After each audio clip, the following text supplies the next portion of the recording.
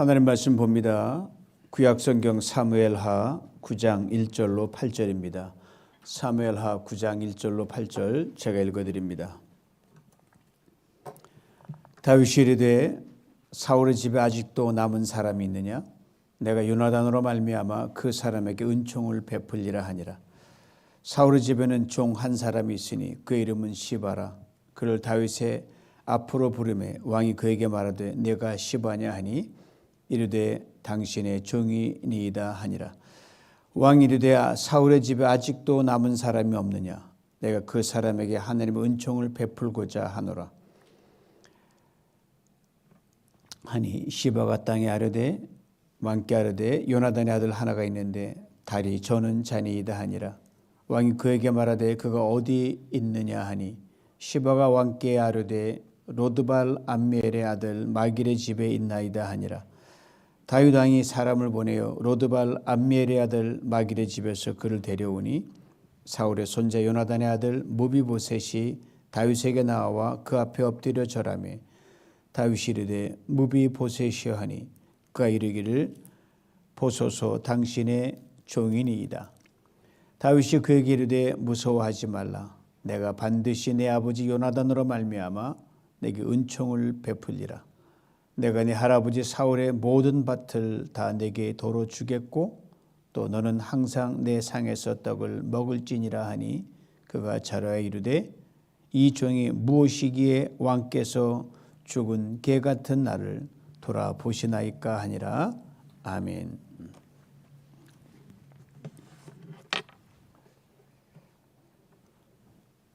감기 많이 도는 이 겨울철 건강한 모습을 뵙게 참으로 반갑습니다. 우리 통독을 진행하면서 성경은 참으로 많은 이야기, 사람들 이야기로 꽉 차 있는 걸 우리는 읽으면서 알 수 있고 동시에 성경은 하나님 이 사람들과 함께하는 이야기로 또 가득 차 있는 것을 우리는 경험하고 있습니다. 둘을 연결합니다. 성경은 하나님의 사랑 이야기입니다. 하나님의 구원 이야기입니다. 죽어가는 인생을 다시 살리고 쓰러진 인생을 다 일으켜주고 인생 끝났다며 절망하는 그 사람을 다시 시작하는 소망 이야기입니다. 이런 점을 성경을 읽을 때 우리는 여행하듯이 그렇게 읽을 지혜가 필요하고 용기가 필요합니다. 여러분 외국이나 미국 여행, 단체 여행 가보신 적 있으십니까? 단체 여행 개인 여행에 모르겠어요. 차 타고 부흥 갔다 오면 되니까. 단체 여행할 때 잘하는 비결이 있습니다. 어떻게 하는지 아셔요? 가이드 깃발을 잘 보고 따라가시면 됩니다. 깃발 놓치면 멍청해가지고 차 부흥 떠날 때 어디 갔지 여전히 빵집에 머무는 사람 있거든요. 다시 버스고 돌아와서 그 사람 태워간 것 아마 한두 번 경험해 보셨을 거예요. 고문관이라고 그러죠. 고문관. 이 성경을 읽어나가면서 여러분 깃발 든 사람들이 있습니다. 어떤 분은 왜 이런 사람이 있어가지고 나로 하여금 발걸음 멈추게 해서 성경을 못 읽게 만든 그게 아니라 그거 쫓아가면 성경이 재미가 없어요. 깃발 들 사람, 즉 은혜를 입은 사람의 자취만 쫓아가면 성경은 익사이팅하고 그래도 시간이 모자랍니다. 바로 은혜를 입은 사람들 깃발을 가면 하나님이 그 사람을 어떻게 살리셨고 어떻게 세워주셨고 어떻게 구원하셨고 그를 통하여 어떤 이루셨나를 보여주니까 나도 그렇다는 걸 확인할 수가 있거든요. 그래서 그렇게 읽으면 계속 여러분 그 투자 원리를 아셔요? 우상향을 이렇게 하잖아요. 여러분 애플이나 구글이나 좋은 블루칩 스탁을 사면 그냥 사서 묻어두면 계속 올라가서 부자가 된다는 게 우상향이거든요. 거꾸로 깃발 안 든 사람 쫓아가면 계속 밑으로 꼬나 박는 거예요. 이렇게 힘듭니다. 수천 년 전의 사람들이죠. 이 깃발 든 은혜 입은 사람, 하나님 은혜 입을 자 은혜 주신다고 그랬고 긍휼히 긍휼을 주신다고 했으므로 그 사람 쫓아가면 어제나 오늘 동일한 하나님께서 여러분과 제 인생에 함께해 주셔서 여러분의 인생이 날마다 우상향하도록 있잖아요. 올라가 올라가 뭐죠? 독수리같이. 옆 전호자 얘기해 보실래요? 당신의 인생은 언제나 우상향입니다. 아멘. 네. 확 바꿔놓는 거예요. 그런 중에 특별히 과로 속에 갇힌 인생을 밖으로 나오게 하십니다. 우리 모두는 끼어서 꼼짝 못할 때가 있잖아요. 앞뒤로 가지도 못해요. 과로 인생인데 이 과로란 이중적인 의미를 지닙니다. 수학에서 과로를 먼저 풀어야 답이 나오거든요. 과로를 먼저 계산하는데 글 속에서의 과로는요. 그거는 읽지 않아도 됨, 그냥 넘어가도 됨, 그게 과로예요. 이 과로 인생은 글 속의 과로 같은 존재가 과로 인생인데 성경에 참으로 많은 과로 인생들이 등장을 합니다. 인간적인 관점 철저히 주변인이요. 관심 밖의 사람들인데 사람들로부터는 저 사람 봐도 그만 안 봐도 그만 있어도 그만 없어도 그만 그냥 잊어버려 하는 그런 인생인데 성경에서는 그 과로 인생에 하나님의 탁월한 관심과 긍휼을 받는 집중점 대상이라고 성경 우리가 그렇게 증거합니다. 깃발든 사람들이 그 이야기를 해주는 거예요. 성경에 바로 이런 과로 인생에 대해 이런 분명한 메시지를 전해줍니다. 하나님은 과로 인생을 기억하십니다. 하나님은 과로 인생을 생각하십니다.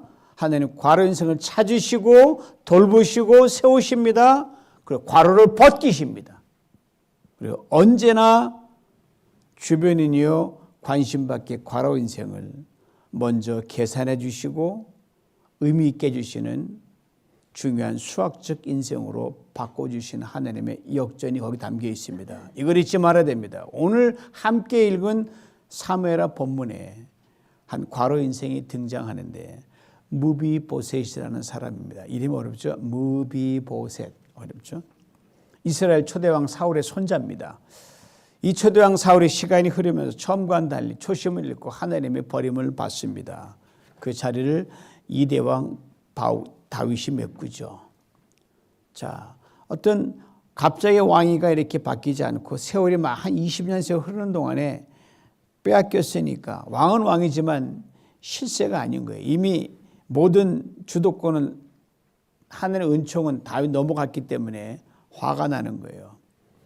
목숨을 걸고 다윗을 죽이려고 하다가 결국은 비참하게 최후를 맞고 아들과 함께 죽음을 맞습니다. 이 몰락한 사울 가문에 살아남은 한 사람이 바로 무비보셋입니다. 그러자 이스라엘의 2대 왕이 된 다윗이 만나는 장면이 오늘 본문에 등장을 하는데 이 무비보셋이 성경에 4번 등장한 장면이 나와요. 처음 등장하는 장면이 바로 여러분 이미 읽으신 사무엘하 4장 4절에 들어보셔요.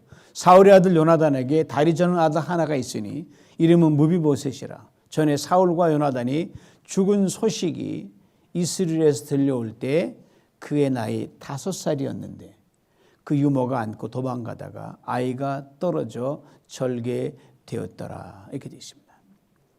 몰락한 사울 가문이었지만 사울의 아들이었던 이스보셋이 어떻게 하면 무너진 왕조를 세울까 하고 절치부심 군대 장관 아브넬의 도움을 빌어서 나름대로 애를 쓰는데 그 아브넬 다윗의 군대 장관에게 죽임을 당합니다. 그리고 이스보셋 아브넬을 잃고 나니까 이 끈 떨어진 연 같아가지고 자기의 손에 죽임을 당하고 맙니다. 이런 와중에 서열 1위가 무비보셋이에요. 이미 살아남는 게 중요한 거니까 도련님 빨리 도망가십시오. 유모에 얹혀서 가다가 너무 급하게 가다가 넘어져서 아이를 떨어뜨려 2다리를 절개됩니다. 이로 인해 왕의 서열에 들어가지도 못하고 철저하게 잊혀진 인생을 살아가게 됩니다. 원래 다리 저는 사람은 총에 못 들어오도록 구약성에 철저하게 명시되어 있습니다. 또 다윗도 아픈 기억이 있거든요. 기브아 사람이 다윗하고 전투할 때 야 너희들은 저런 발이도 너희들 당할 수 있어 하고 다윗이 열받아가지고 다시는 다리 저는 사람이 못 들어가게 다윗이 명령을 내려버립니다. 그러니까 찾을 리도 없죠. 다윗이. 하여튼 모든 게 평정이 되고 명실상부한 통일 이스라엘 왕이 돼서 옛 도성으로 오는데 어느 날 곰곰이 생각하는데 자기 절친 요나단을 생각하게 됩니다. 그러면서 사울 가문을 수소문하라고 해요. 혹시 아는 사람이 있으면 불러오라. 이유가 뭐냐? 사울의 집에 오히려 남은 사람이 있느냐? 내가 요나단을 인하여 그 사람에게 은총을 베풀리라. 은혜를 베풀려고 사람을 찾는 거였어요. 여기서 우리가 꼭 기억할 게 뭐냐면요. 우리가 어떤 형편에 처하든 내 원수든 아군이든 우리가 은혜 받은 은혜를 피차 나눌 수 있는 탁월한 마음이 필요하다는 겁니다. 은혜는 두 가지로 압축이 됩니다. 하나님으로부터 받은 은혜와 사람으로 받은 은혜 두 가지가 있어요. 그 은혜는 선후가 분명합니다. 하나님으로부터 먼저 은혜를 받고 그 후에 사람으로부터 은혜를 받습니다. 하나님께 은혜 받지 않은 사람이야 사람의 은혜를 받을 수가 없습니다. 결코 불가능합니다. 흐름이 하나님이 먼저니까요. 그리고 관계는 수직적이에요. 수직적 관계, 수평적 관계예요. 그리고 우리가 하나님의 은혜를 입었다고 고백한다면 반드시 사람에게 은혜를 베풀어야 합니다. 사람에게 은혜를 입었다는 건 뭐예요? 내가 하나님께 은혜를 받았으니 마땅하다는 거예요. 자신이 사울의 들을 이어 왕이 된 것 하나님의 전적인 은혜라는 겁니다. 그리고 이 은혜를 입도록 자기의 절친 요나단이 있었다는 것 사람의 은혜를 받았거든요. 즉 사람으로부터 은혜를 받았다는 거예요. 이 두 가지를 다윗은 분명하게 깨닫고 평생 은혜의 법칙대로 살아갔습니다. 그런데 요나단이 이미 죽어버렸어요. 그 집안 완전히 망해버렸어요. 은혜 안 갚아도 되죠? 내가 돈 꽂은 사람 죽었으면 안 갚아도 되죠? 무슨 말이에요? 그래도 갚아야 되는 거예요. 조용히 누구 시켜 성의만 보여줘도 되는데요. 아니 이제 그럴 필요도 없잖아요. 왜? 이제 멸망한 집안, 역적 집안 혹시 엮이면 오해를 낳을 수가 있잖아요.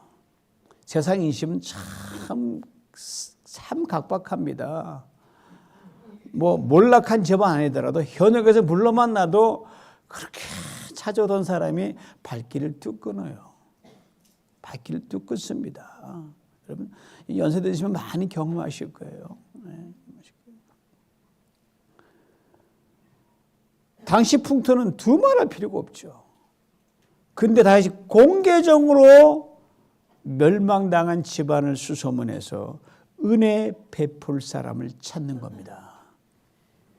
다윗의 행동이 결코 평범한 것이 아니었다는 우리는 기억해야 됩니다. 이거 베풀다가 엄청난 리스크를 떠안을 수 있거든요. 그리고 은혜 베푸는 데는 그 어떤 조건도 달지 않는 거예요. 너 나에게 이만큼 했지? 아니에요. 네가 나에게 어떻게 했어도 나는 은혜로 갚겠다 이 말이거든요. 수소문에서 사울의 종 시바를 불러옵니다. 이렇게 말합니다. 사울의 집에 아직도 남은 사람이 없느냐? 내가 그 사람에게 하나님의 은총을 베풀고자 하니라. 여기서 좀 이 문장 읽을 때마다 그 한 단어 때문에 그냥 꽉 눈이 멈춰요. 아직도라는 단어가 바로 그거예요. 여러분 뭐 제가 아직도 그대는 뭐 그거 하시고 여러분 아직도란 말이 얼마나 이게 파워풀한지 모르시죠? 아직도 당신에게 드릴 것이 있습니다. 이 사람 멋진 사람입니다. 아직도 당신을 섬길 마음이 있습니다. 아직도 당신보다 제가 더 베풀고 이게 아직도예요. 아직도 하나님은 날 사랑하십니다.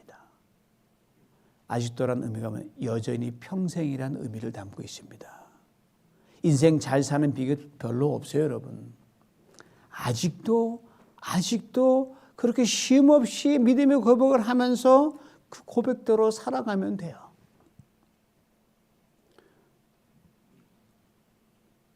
다윗의 말을 듣고 시바가 이렇게 대답합니다. 요나단의 아들 하나가 있는데 다리를 접니다. 시바 말을 들은 다윗이 그가 어디 있느냐 하고 그냥 얼른 대답을 합니다.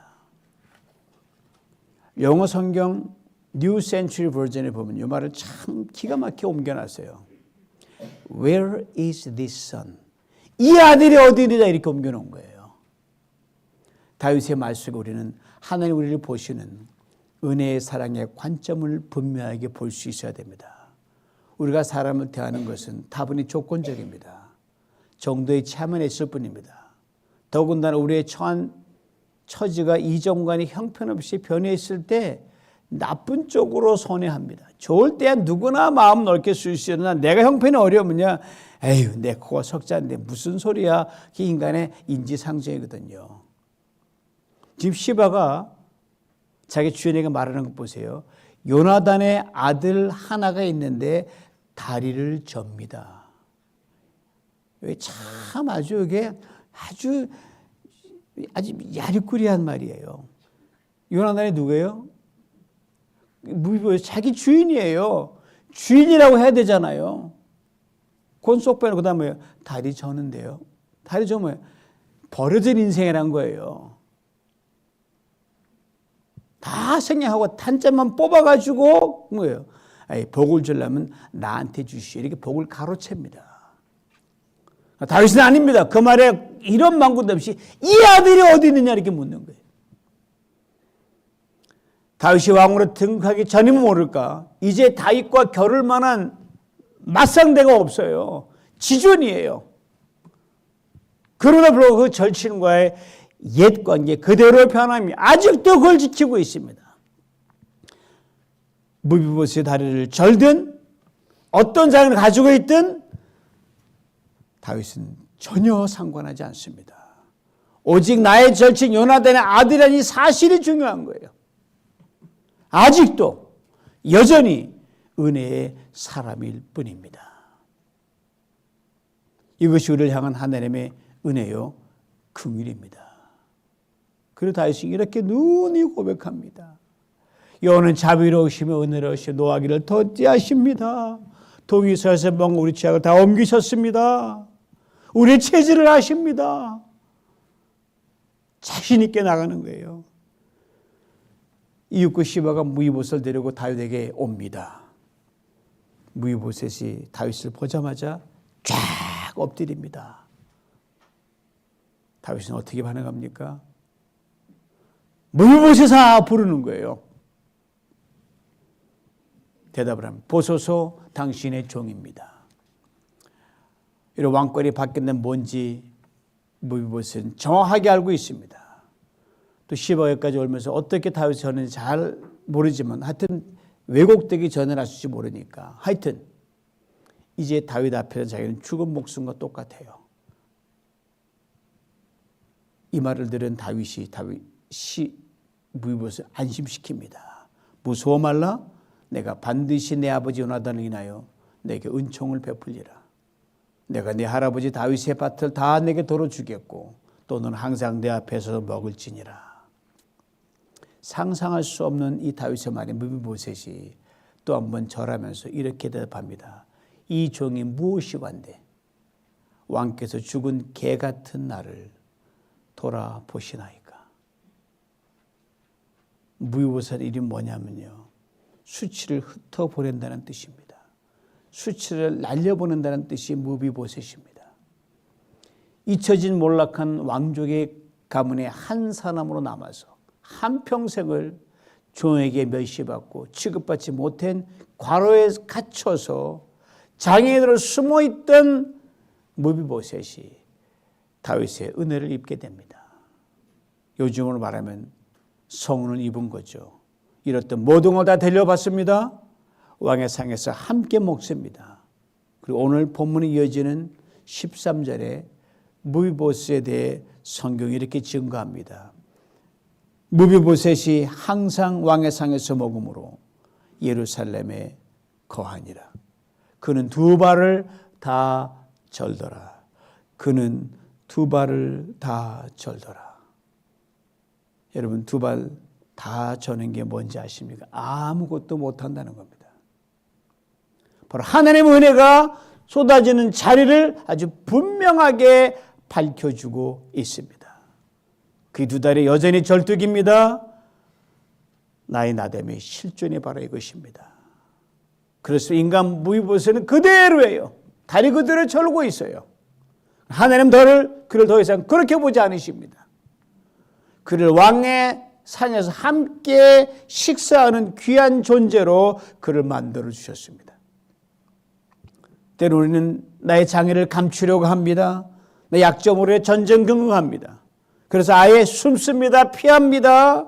괄호 속에 쏙 들어가지고 나 보지 말라고 난 도망갑니다. 그러니 세상은 나를 잊어버리지요. 나를 귀하게 여기지도 않지요.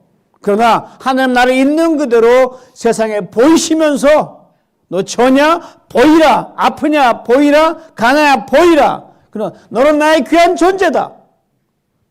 돌려 세우시고 괄호를 확 벗겨주십니다. 우리 모든 연약함과 장애를 덮어버리십니다. 내 모든 약점과 허물과 죄, 즉 무비보셋이 두 다리를 절뚝거리는 것 같은 이 수치 속에 갇혀서 도저히 열리지 않는 괄호 속에 파묻혀 있을 때 하나님은 여전히 나를 사랑하십니다. 귀히 여기십니다. 이것을 결코 잊지 말아야 합니다. 그리고 반드시 당신의 은혜를 어떤 루트를 통해서든 우리에게 부어주십니다. 다윗을 통해 무비보셋에 그리하시듯이 말입니다. 우리 괄호를 기이하게 벗기십니다. 그렇게 지내던 중 큰 난리가 왕궁에서 일어난 즉 압살롬 반란이 일어납니다. 너무 다급 다윗이 맨발로 도망갑니다. 보셨듯이 울면서 도망을 가요. 이때 무비보셋의 시종 시바가 다윗을 뒤쫓아갑니다. 무비보셋은 못 쫓아가요. 왜 그러죠? 탈을 저니까 못 오죠. 그러면서 긴급하게 물도 드시고요. 떡도 드시고요. 피곤하면 되니까 와인도 드시고 쫙 대접을 해요. 와인으로 먹이는 거죠. 다윗이 무비보셋 안부를 묻습니다. 어찌하여 무비보셋은 안 보이느냐. 시바가 이렇게 거짓말합니다.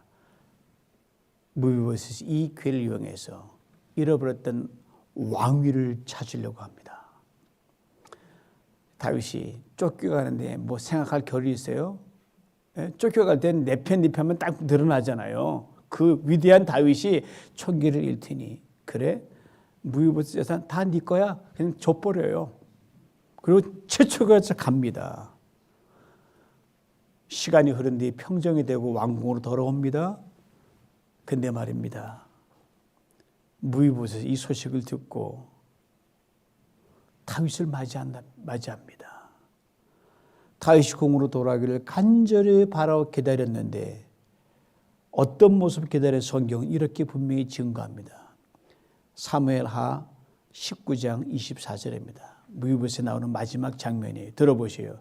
사울의 손자 무비보셋이 내려와 왕을 맞으니 그는 왕이 떠난 날부터 평안히 다시 돌아오는 날까지 발을 맵시내지 아니하며 수염도 깎지 않고 옷도 빨아입지 아니하였더라.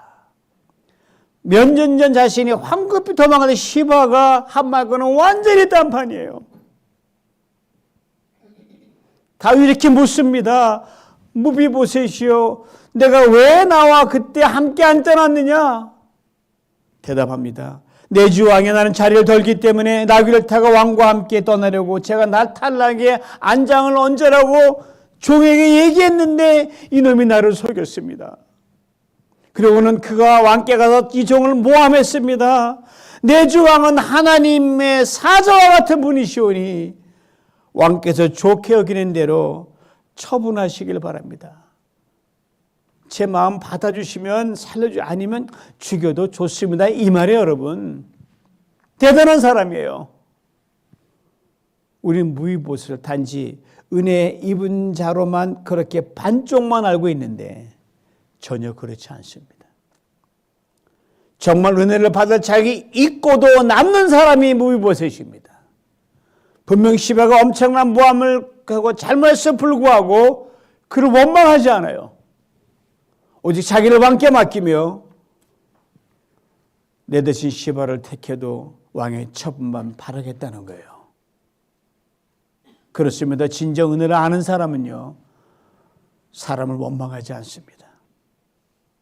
이거 볼 때 참 부끄러워요. 저 원망할 때가 많이 있으니까 참 무비보스한테 참 부대에 멀쩡한 사람이 창피한 거예요.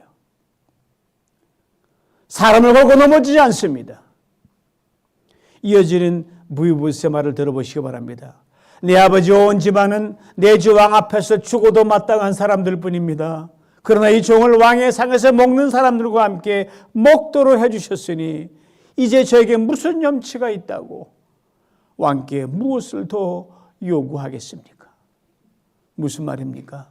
이미 받은 은혜로 충분합니다, 이 말이에요. 하는 말마다 정말 쏙 드는 말만 해요. 이 예배 우리는 그 많은 은혜를 받았음에도 불구하고 여전히 받기만 하려고 하고 그러고 있지 않습니까? 그러면 주신 하나님께서 가장 좋은 시간을 주심에도 불구하고 왜 이렇게 기다리고 질질 시간 끄십니까라고 우리는 투덜거리니까 얼마나 많아요. 다윗이 무비보셋의 말에 어찌 감동을 먹지 않을 수가 있겠습니까?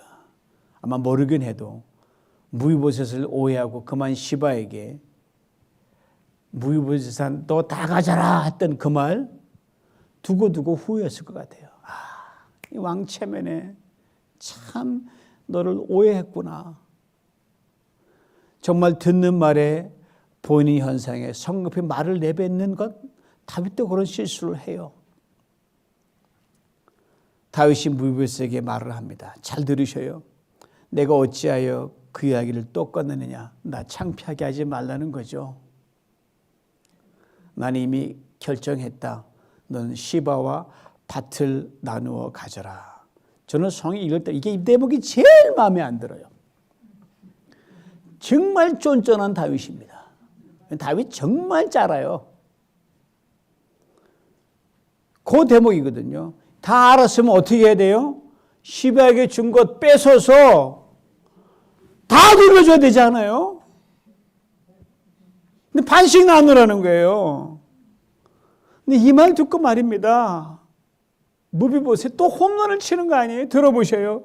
내 주 왕께서 이렇게 안전하게 평안히 왕궁에 돌아오시게 되었는데 이제 그가 밭을 다 차지한들 어떻습니까? 다 가지게 하소서. 저는 뭐 읽지를 못하겠어요. 이 대목 볼 때마다. 우리가 무비보셋 인물을 다시 평가하는 이유가 여기 있습니다. 그가 이렇게 말하는 것은 결코 다윗이 반씩 나누라는 것을 섭섭해서 내뱉은 말이 아닙니다. 정말 그는 오직 관심이 다윗이 무사히 돌아왔다는 거기에만 가 있거든요. 자기의 소유의 논도, 밭도, 하인도, 집도 다 필요 없습니다. 못된 놈 시바가 다 가져도 괜찮다는 거예요. 오직 자신은 남은 인생 평생에 왕의 선정만 베푸는 걸 볼 수 있다고 하면 I'm okay. 한번 옆 사람을 이렇게 해보실래요? 다 가지세요. 당신만 잘 되면, 그 다음 따라하죠. 당신만 잘 되면 나는 만족합니다. 그런 인생 살아야 되지 않겠어요? 무비보셋을 파두스 은혜를 받은 개 같은 인생, 그 정도 알면 성경을 한참 잘못 읽은 거예요.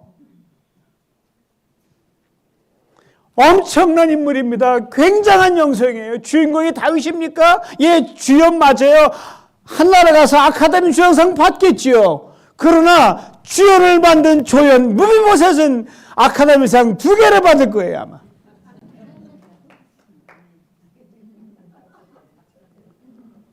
오가는 세대 수많은 사람들을 위해 은혜 입은 자로 살아가는 것이 무엇을 의미하는지 확실하게 보여주는 거울로 우리 영원히 비춰주는 진정한 하나님의 사람이 무비보셋입니다. 2달을 절었던 무비보셋, 평생 장애 멸문 가문의 자식이라고 거로 속에 사쳐 살 수밖에 그를 하나님이 놀라운 은혜의 사랑 괄호를 열어 확실하게 풀어주셨습니다. 성경과 어떻게 하나님을 섬기고 이후 인생을 살아 예배했는지 전혀 언급이 없지만 그의 고백들을 하나하나 쫓아가 보면 어떤 인생을 살았는지 충분히 짐작하고도 남습니다. 우리 모두 하나님 앞에서 세상에 대하여 이 시대에 무비보셋 살아갈 수 있기를 간절히 원합니다. 이미 받은 은혜에 만족하며 오직 하나님의 영광이 하나님은 내 삶에 더욱 드러나기만을 바라는 그것이 내 가장 큰 소원이 되는 그런 은혜의 사람 말입니다. 우리가 반드시 그렇게 살아가는 이유가 있다는 거 아십니까? 죄와 사망의 과로에 갇힌 우리들을 구원하시기 위해 예수 그리스도 주님이 우리 대신 죄와 사망에 들어가셔서 과로에 친히 갇히고 죽으셨기 때문입니다. 그때 우리 죄를 다 짊어지시고 십자가에 달려 하늘과 땅 사이의 공중에 달리셔서 하늘도 그에게 무관심했습니다. 주님 외치신 거예요. 나의 하나님, 나의 하나님, 어째 나를 버리십니까? 하나님도 버림받은 예수 그리스도. 땅도 그에게 무관심했습니다. 그때 십자가 예수를 보고 그들이 뭐라고 했는지 알아요? 네가 하나님의 아들이냐? 그럼 내려와서 구원해. 아주 맘먹었어요. 조소했어요. 그 저주와 조소와 멸시의 과로에 갇히셨습니다. 그렇습니다. 우리의 과로를 벗기시기 위해 주님께서 우리의 진정한 무비보셋이 되셨습니다. 온몸에 채찍을 맞으시고 무거운 십자가를 지시고 우리를 위해 2다리를 절뚝거리면서 아니 질질 끄시면서 골고다 언덕을 올라가셨어요. 이 크고 놀라운 구원의 은총을 우리가 입은 것 아닙니까? 고로 여러분을 지금 가둬놓는 과로가 무엇입니까? 나이입니까? 가난입니까? 고난입니까? 질병입니까? 그거 작은 문제입니까? 노후입니까? 그것이 무엇이든 그 과로 속에서 하나님을 향해 마음껏 열려있기를 간절히 원합니다. 그럴 때 하나님께서 무비보셋의 이름의 뜻대로 여러분의 인생의 모든 수치와 부끄러움, 한계 상황을 다 흩어 날려 보내실 줄 믿습니다.